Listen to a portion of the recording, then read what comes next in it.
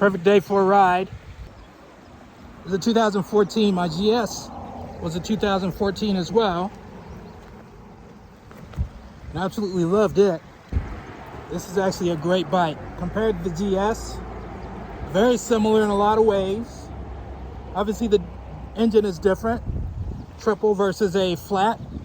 But the characteristics and dynamics are very similar in that they have a very good and easy low speed manageability.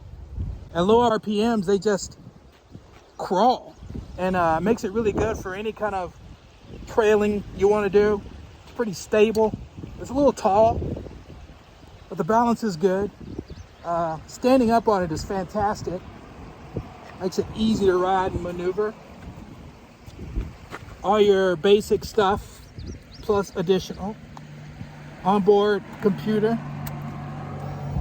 Compared to my 14 GS, I do like this setup a lot better. My 14 had both analog, tach, and speedometer, and the speedometer was tiny.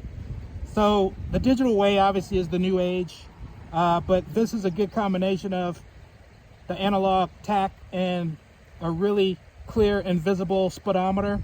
And then you've got your other info that you can toggle through. So temp outside, you can go through other info. Set up for like how many people are riding, you know, your conversion if you want kilometers and all that good stuff. But yeah, lots of information to work through. ABS, traction control, and you can set all those to different parameters. Pretty much all the same stuff. Does not have the ESA, which the GS did have, which I loved. But the suspension is pretty good. I don't like that the screen, in order to adjust the screen, you have to actually have to loosen these little things to get the screen to adjust. It's not as simple just pull and play. So a little antiquated and old in that way, but other than that, pretty solid. Shaft driven, which I love. I know a lot of people prefer chain if they're going off-road, but this is not a off-road bias bike for me. Obviously with mag wheels instead of the spokes, it's not the most ideal. I added this top case, bought it from Amazon. The blue is not perfect, but it's a complementary look.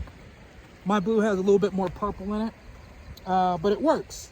And it serves as a nice backrest for your pillion or passenger. Pretty good storage. You get quite a bit in there. I've got a helmet in there.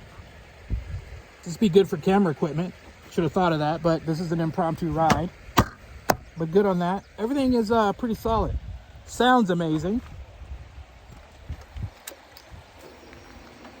I don't like that you have to use the clutch to start it. So it won't start in neutral by itself. You have to use the clutch. Previous owner put a different exhaust on it. He's a fellow BMW rider, but he had this as well and he wanted to get rid of it, so I was like, I'll take it off your hands. It sounds pretty cool. Got a nice little purr, rumble.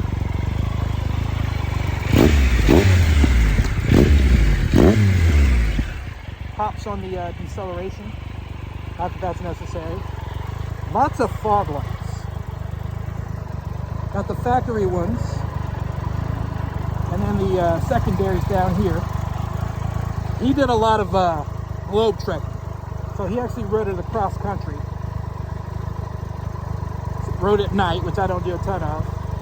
The reason this looks weird is because I wanted a tinted one, but all the tinted ones looked a little, I don't know, I didn't like the designs of them. They tapered up in a weird way and were super tall. I like the proportions here. So I just bought some of the spray-on tint. You can't really see through it with clarity, but it allows light through if you need. But it also shades so that there's not a ton of glare going on the inside of the binnacle there. Overall, great bike. I really, really like it. Things I've had to do other than put the top case on the back. I do have the saddlebags that go with it, the cases. I had to get the forks resealed. They leaked soon after I bought it. I've got some new tires. They're not off-road tires, more of a road touring tire. but can go on a fire trail, so I'll probably put those on as these wear out. These are still pretty good, so I just wanted to ride them out. But I've been taking the opportunity to do the occasional sort of dirt gravel trek. Let's turn this off for a second. I added a charger for my phone, so this holds the phone. It's also a charger, so I wired that in, so it only comes on and drains energy when the bike is running or when there's a phone in there. I added this piece down here. So basically the exhaust, this is aftermarket exhaust, so my heel would slide back and hit the exhaust, and you can see here on my boot, melted it a little bit right here. So I put this little shield that I just bought off Amazon on here just recently, so at no point will my heel ever hit it. And just to ensure that it doesn't burn up, because I don't know what that material really is. I mean, it was only 15 bucks, but it's got a heat shield, adhesive heat shield on the back that just kind of keeps the heat from radiating too much. I don't know if you can see it. There you go. So that works nicely, but that's really it. That's all I've done to it.